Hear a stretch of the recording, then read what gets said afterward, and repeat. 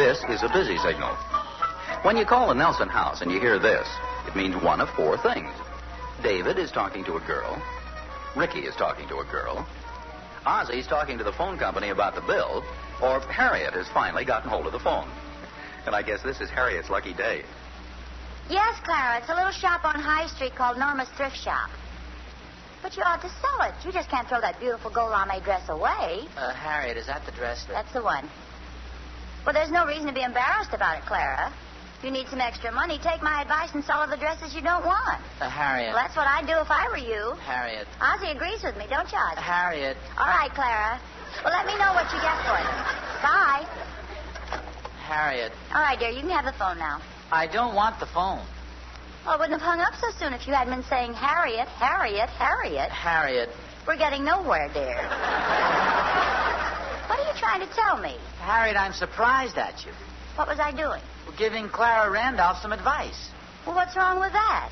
She needs some extra money to buy a coat, so I suggested that she sell some of her nice dresses she has around and doesn't wear anymore. Well, I don't think it's up to you to tell her what she should do with her wardrobe. Besides, Joe Randolph liked that slinky gold lame dress. Yes, but Clara's put on a little weight and it doesn't fit her slinker anymore. Nevertheless, you shouldn't give people advice.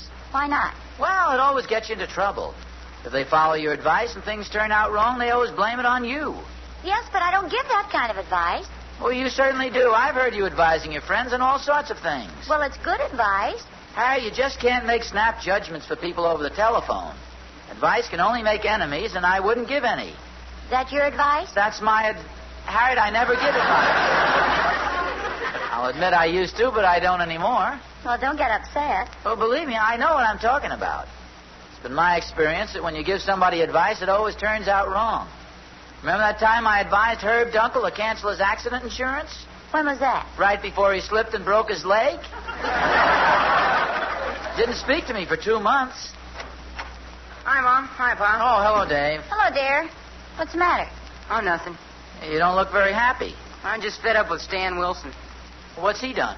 Well, all last term he kept asking Betty Watson if he could take her to the prom, and she kept turning him down. I told him he was too anxious and he ought to wait a while. So this term he followed my advice and didn't ask her until last week. In the meantime, she'd made another date, and now he blames me. See, there you are, Harriet. There's a perfect example of what I've been talking about. What have you been talking about? Giving people advice. You only lose friends. That's exactly what happened to you, David. Oh, no, it isn't. Stan was never my friend. There's no chance of his ever being one now. Oh, I don't care. If I wanted him for a friend, he'd have been one long ago. What I'm trying to impress on you and your mother is that you just shouldn't give advice gratuitously. You understand? Everything except gratuitously. Harriet. I don't know either. If Mom hadn't asked, I would have. Well, if you want to know what it means, I'd advise you to look it up in the dictionary. How can you gratuitously advise him to look up gratuitously in the dictionary when you're against anyone giving advice gratuitously? Well, you know I mean that in regard to important things. Money, domestic problems.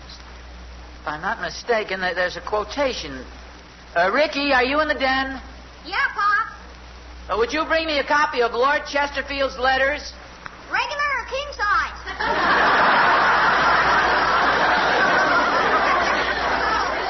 That book with the yellow cover. Oh, yeah, I see it.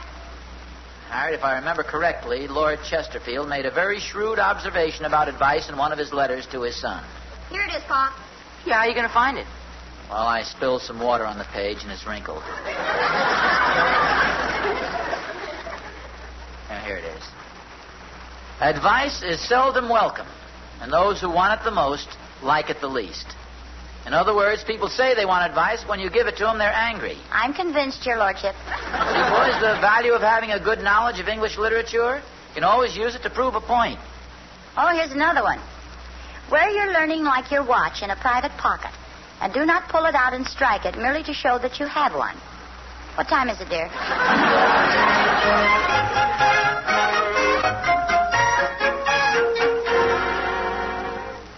Yes, I understand the whole problem, Helen, but I just can't give you any advice. Good girl, Harriet. But, Helen, let's put it this way. Suppose I called you up and told you that my best friend gave a luncheon and didn't invite me. What would you advise me to do? Harriet. No, I wouldn't do that. No. No. Yes, that's right. That's what I do. Well, thanks for the advice, Helen. Bye. Harriet, you cheated. No, I didn't. She gave me advice. You heard me ask her what I should do if my best friend didn't invite me to a luncheon. Well, nevertheless... Come on in, Thorny. Come in, Thorny. Oh, hello, Harriet. Hi, Oz. Hello, Thorny. Harriet, you're just the one I'm looking for. It looks like rain, and Catherine's not home. Think I ought to take our wash in? Oh, don't ask me. I don't want to lose my friend. What's the matter with Harriet? Nothing. Oh, she's probably tired. You want to take her out to dinner tonight? Thorny, when I want your advice, I'll ask for it. Okay, Oz, don't get mad. I still love you. I'm not mad at you. Good. Then I'll help myself to a cigar. Hey, get your hands out of there. Didn't last very long, did it? Mind if I smoke my pipe? No. Got any tobacco? Thorny, what did you come over here for? Looks like nothing. Oz, you're a pretty good businessman. Thank you. You'd have to be. You're such a cheapskate. All right, have some tobacco. Oh, thanks. What is this you're smoking? Shredded wheat? Thorny, fill your pipe and come to the point. Not your pouch, your pipe. Say, Oz, what do you think of the new cars? Well, most of them are pretty nice. Do you ever think of trading that old clunk of yours in and getting a new one? Yes. I've been thinking the same thing. I can get a pretty fair deal on a trade-in, or I could put about $75 worth of work into the old car and drive it another year. What do you think I ought to do? Thorny, are you asking me for advice? I know it sounds ridiculous, but I am. Well, I'm sorry, but I can't advise you. Oh, come on now, Oz. You're an expert on everything.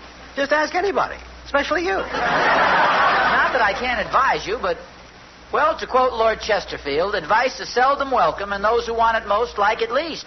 What does that mean in round figures? It means if I told you to buy the car and you bought it and weren't happy with it, then you'd be sore at me. Oh, you're advising me not to buy it, that I should keep the old car another year. No, I'm not. Well, then I should buy it. So what I'm trying to say to you is I won't give you any advice. Look, Oz, I can understand you're not giving cigars or tobacco, but advice is free. I should think you'd be throwing it around like crazy. No, Tony, I want to keep your friendship, and that's why I won't give you any advice. Well, what kind of a friend are you? Believe me, Thorny, this is the only way to preserve our friendship. Well, I don't want to preserve it if I can't even discuss my problems with you. Now, Thorny... I know what's wrong with you. You're chicken. You're afraid to give an advice. Well, even if you did give me any advice, I wouldn't take it. So long, you spineless jellyfish.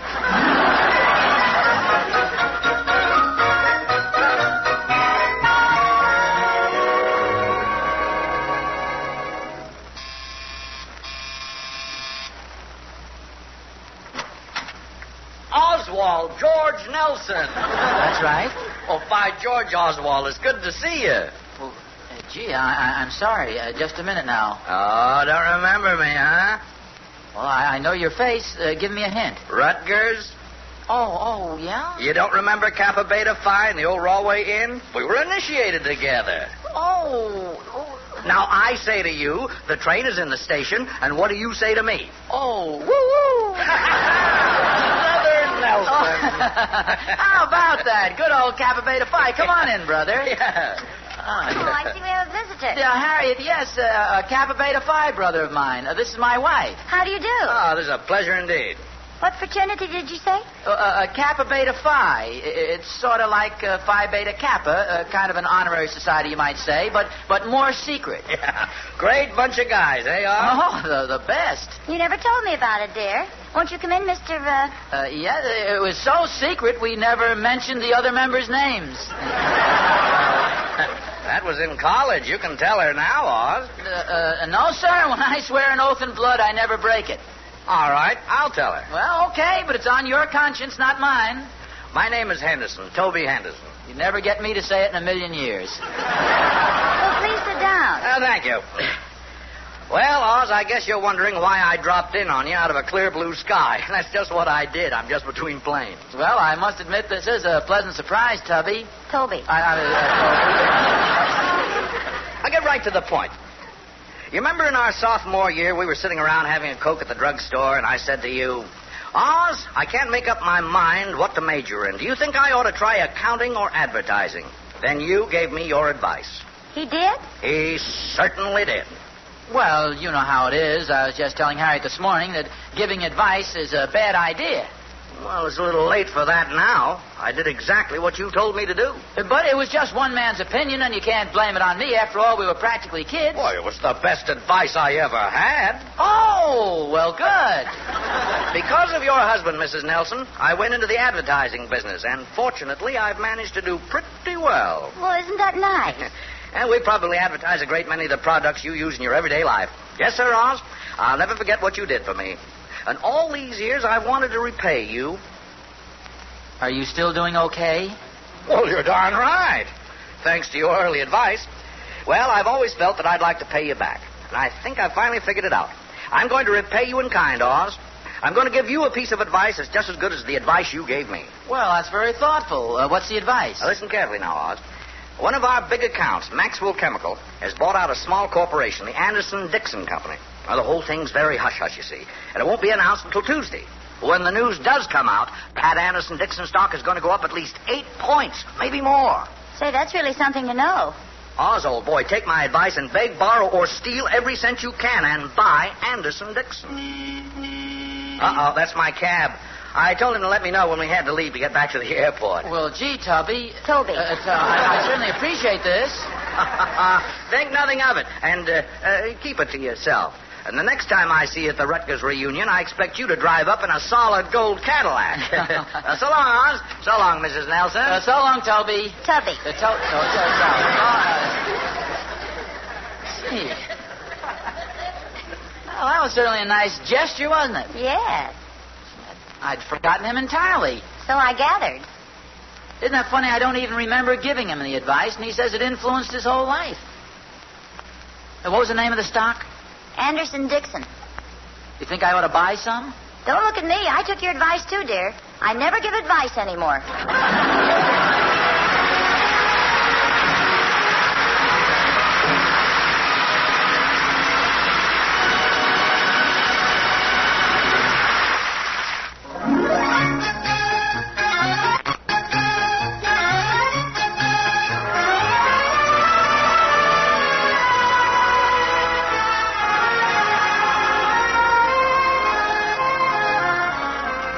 According to popular understanding, advice is an opinion recommended or offered as worthy to be followed.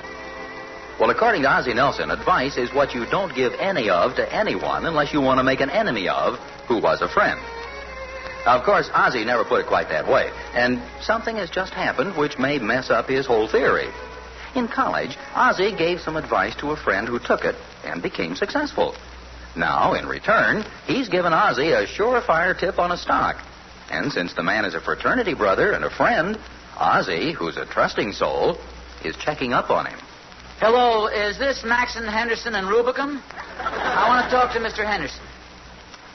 Oh, he is out of town. Tell me, is he a tall, thin man who went to Lehigh? You know he's a short, stout man who went to Rutgers. Oh, he's a short, stout man who went to Rutgers. Tallies perfectly with your description of the man who was here, Harriet. Oh, thank you very much. Just tell him I called. No, you don't need my name. I know who I am. That'll confuse her. Yeah, that was pretty clever. Well, I couldn't let him know I was checking up on him. Well, is he who he said he was? Yes, and I'm surprised. I'm surprised, too. Well, why should you be? The man comes here, he tells me who he is, and he's who he is. Then why did you have to call New York to find out? Well, it just didn't seem possible he could take my advice and do so well. You were good friends in college, weren't you? Oh, yes. Yeah. I remember once he asked me about... No, that was another fellow, and they got divorced later. Oh, that sounds like an interesting episode. Tell me more. No, it was nothing. Strangest thing, though... You know, the moment I saw this Tubby Toby guy, I knew him, but I didn't know... Well, but when he put his left hand in his right pocket and said the train is in the station, and I said, woo-woo, I knew him. You'd have to. He's got a sensational rating in Dun & Bradstreet's. He's the vice president of an advertising agency. How about that? Take advertising, I said. There's a tremendous future in it. You'll make a lot of money, I said. It's big business. You'll clean up, I said. How can you remember what you said when you can't... Well, it's sort of coming back to me now. You know, it's like a Hungarian dinner. It takes a while, but it's... Do you think that stock market tip is any good? Well, I looked up the stock in the paper. The last quotation was 4 1/8. Not very expensive. Harriet, do you think we ought to just... I have dinner out and go to a movie? It's a wonderful idea. No. Wait a minute. I'm talking about the stock. Do you think I ought to buy some? I told you before, dear, please don't ask me for any advice.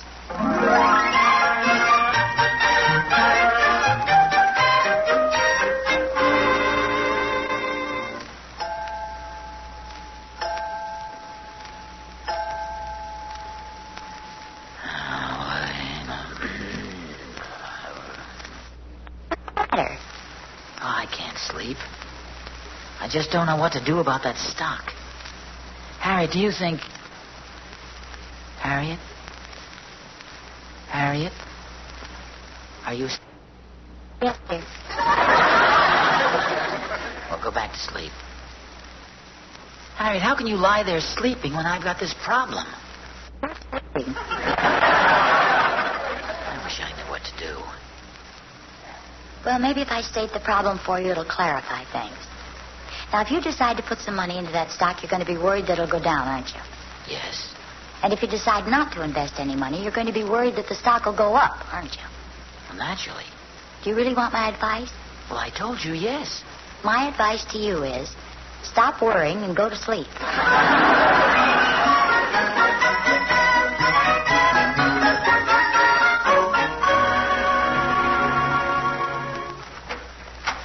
Well, Oz, for goodness sake, what are you doing up so early? I couldn't sleep. Oh, your conscience is bothering you, huh? And it ought to. Yesterday, I wanted to buy a new car. I came over to see you for a little advice, and all I got was a pipe full of tobacco and a lecture. I don't know which was staler. I'm sorry, Thorny, but I'm faced with a problem. Let's put it this way.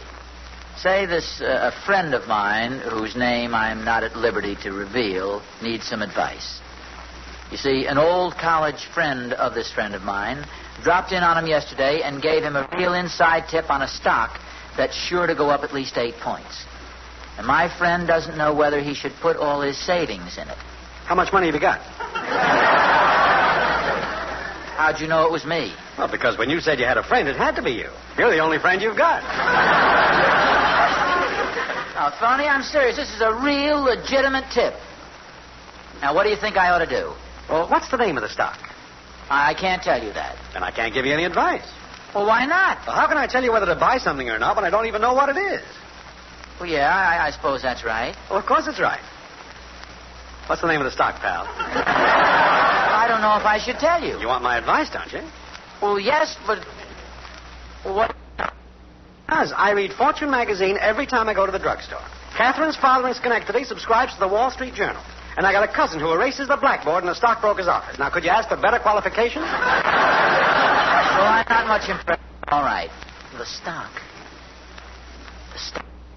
Funny! What about the advice? Oh, yeah. Better put on a coat. It's cold out there.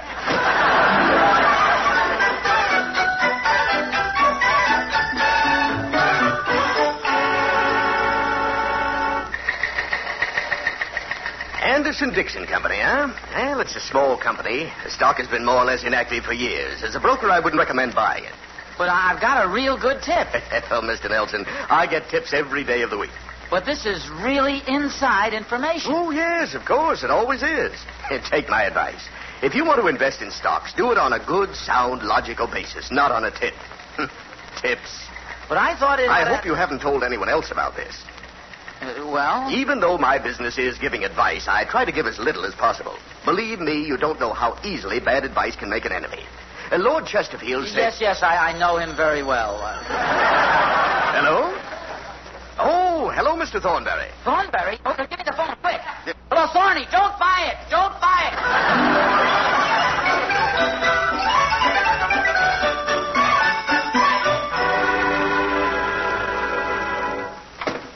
I'm home, dear. Harriet, where have you been all afternoon? Oh, I had some things to do. Here's the evening paper. Oh, thanks. Where's the financial page? In the back, I think. I went down to Norma's thrift shop with Clara Randolph. She sold them 15 dresses. Harriet, I told you not to get involved in that. And I sold my old beaver coat and some of my dresses. Well, what did you... Oh, no. What's the matter? That Anderson-Dixon stock I didn't buy, it went up 10 points. Oh, my gosh, that's thorny. I advised him. I told you can only make an enemy by giving advice. Come in, Thorny. So there you are, Lord Chesterfield. Now, hold it, Thorny. My friend. You're probably sitting here adding up the money you made on that stock you talked me how to buy. No, Thorny, I didn't buy any either. I could be driving a new car if it wasn't for you. I ought to sue you. For what? For being so two-faced. You advised me not to buy it. But Herb Dunkel bought some, and Joe Randolph was in on Well, it. how did they find out? I never spoke to them. 160, 170. Harriet? Well, dear, it sounded like a good tip to me, so I decided to invest some of my dresses in it. Clara and I met Mrs. Dunkel at lunch, and then I went to the stockbroker's office, and they followed me. The next thing I knew, their husbands were waving checks around, and it was just one of those things. 180, 190. Hey, there's Catherine going into the house. She's loaded with packages. Oh, we met her on the way to the stockbroker's office, too. Thorny, you didn't even tell her about the stock. Well, naturally, she'd never let me take my money out of our account. She's no fool. Hey, I wonder how much she invested. Catherine! 195, 200, 210. 210, not bad for a small investment. Gee, if I'd have invested some real money, I could You have could have made it. lost it, too, dear. You see, you were right about the advice. Because if you had asked me for advice, I would have said not to buy it. And right now, you'd be pretty angry with me. Well, I suppose so. But if I were the kind of a guy who gives advice, I would have advised you to buy it. Then we wouldn't have anything. Why not? Dear, after all these years, you know me better than that. I never follow your advice.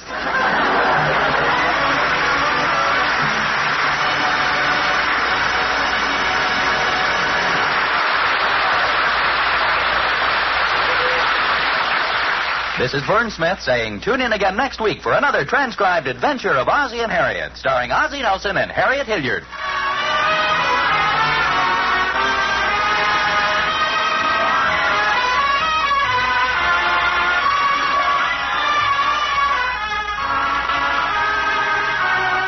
This is the United States Armed Forces Radio Service.